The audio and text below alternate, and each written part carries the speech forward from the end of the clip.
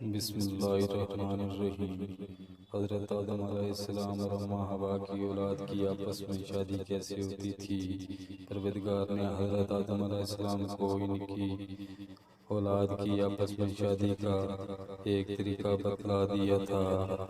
وہ اس طرح کہ جب حوا علیہ السلام پہلی دفعہ امید سے ہوئیں تو ایک لڑکی اور ایک لڑکا پیدا ہوا، پھر جب امید سے ہوتی تو ایک لڑکی اور ایک لڑکا پیدا ہوتا۔ یہ حکمت خداوندی تھی اور رب کائنات نے دنیا پر نظام کائنات کا ایک سلسلہ چلانا تھا۔ اس طرح پہلی دفعہ والے لڑکے کی شادی دوسری دفعہ والی لڑکی سے کی جاتی اور دوسری دفعہ والے لڑکے کی شادی پہلی دفعہ والی لڑکی سے کی جاتی تھی۔ یوں اللہ تبارک و تعالیٰ نے حضرت آدم علیہ السلام سے بنی نوع انسان کے تسلسل